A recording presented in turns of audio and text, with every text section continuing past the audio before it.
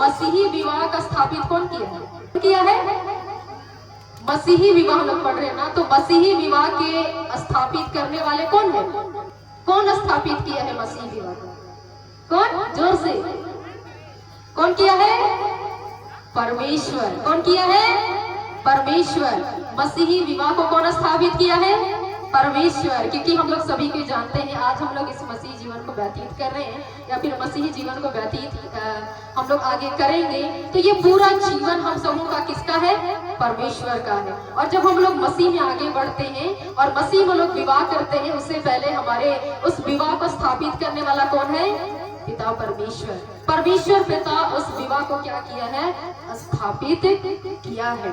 आइए हम लोग दूसरे पॉइंट में परमेश्वर से हम लोग बातचीत करेंगे, और वो है मसीही विवाह किसके बीच में होता है या फिर होना चाहिए?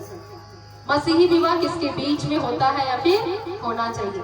कितने लोगों को पता है मसीही विवाह किसके किसके बीच में होता है? किसके किसके बीच में होता है मसीही विवाह? बोलिए ना, बात नहीं करेंगे हमसे? ज्यादा दूर नहीं है, मैं जा सकती हूँ। किसके बीच में होता है? चलिए मसीह को हटा देते हैं। विवाह किसके किसके बीच में होता है? जोर से, किसके बीच में? लड़का और लड़की के बीच में। विवाह किसके किसके बीच में होता है? पहला लड़का और लड़की के बीच में होता है। विवाह किसके बीच में नहीं होता है? विवाह किसके बीच में नहीं होता है? दोनों पॉइंट को समझते हुए लग जाएंगे। विवाह लड़का लड़का और लड़की लड़की के बीच में नहीं होता है। कितने लोग लड़का लड़का होकर शादी किए हैं?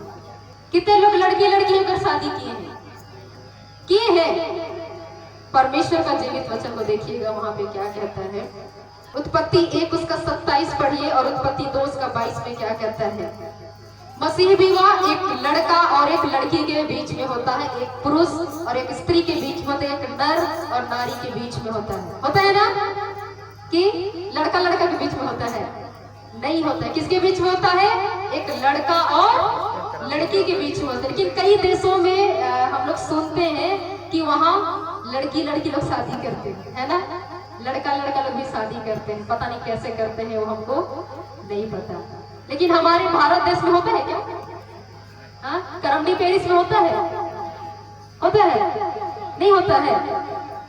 मत करिएगा ना।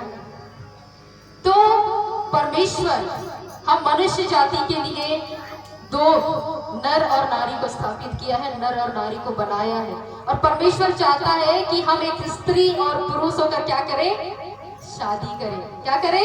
एक स्त्री और पुरुष, ना कि पुरुष पुरुष और स्त्री स्त्री। जितने लोग पुरुष पुरुष होकर शादी करना चाहते हैं उसके लिए वचन बताती हूँ। क्या करते हैं? रोमी 1 उसका 27 पढ़िएगा। क्योंकि परमेश्वर हमें एक स्त्री और पुरुष से शादी करने के लिए परमेश्वर क्या देता है? छुट्टी देता है। उत्पत्ति 1 उसका 27 लिखे, उत्पत्ति 2 उसका 22।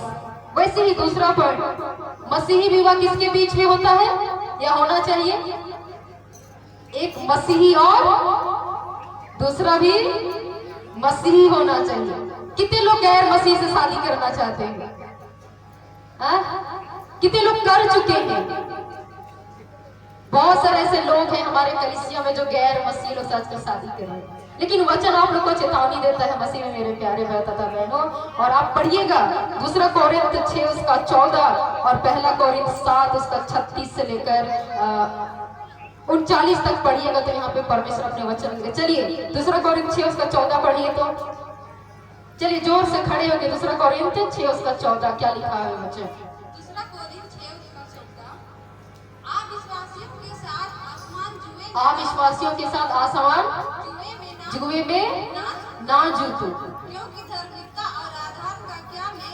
क्योंकि धार्मिकता और अधार्मिकता का कोई मेलजोल नहीं है। बैठ जाएंगे। क्या कह रहे हैं वचन?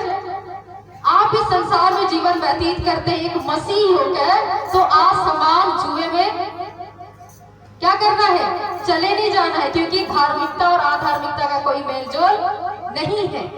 लेकिन दुर्भाग्यवश आज हमें कहना पड़ता है हमारे कलीसिया में ऐसा हो रहा है ना? हो रहा है कि नहीं हो रहा है? आज परमेश्वर हमें वचन में सिखा रहा है या सिखाता है कि हम एक मसीह होकर गैर मसीह से शादी ब्याह नहीं कर सकते हैं। ये वचन कह रहे हैं, हम नहीं कह रहे, है ना।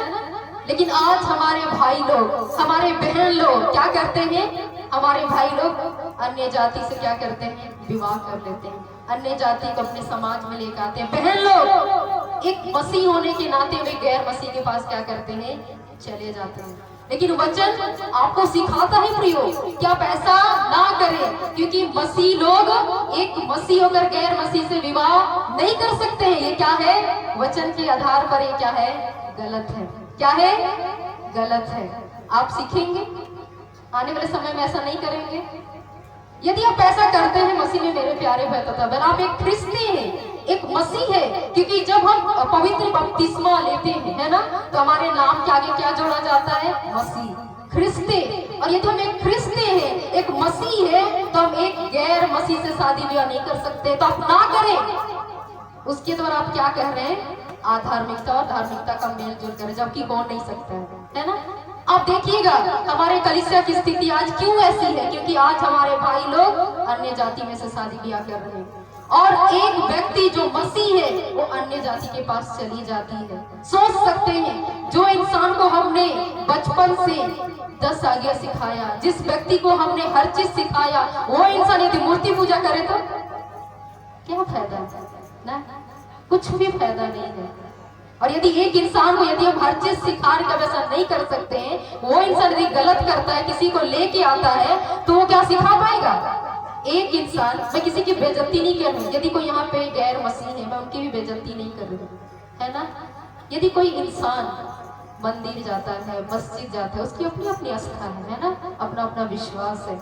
यदि वो इंसान कोई मंदिर जाके घंटी बजाता है ना, और यदि वो इंसान हमारी ओर आता है और हमारे चर्च के विषय में, हमारे जीवित वचन के विषय में नहीं जानता है, तो कल के दिन में वो अपने बच्चों को सिखाएगी?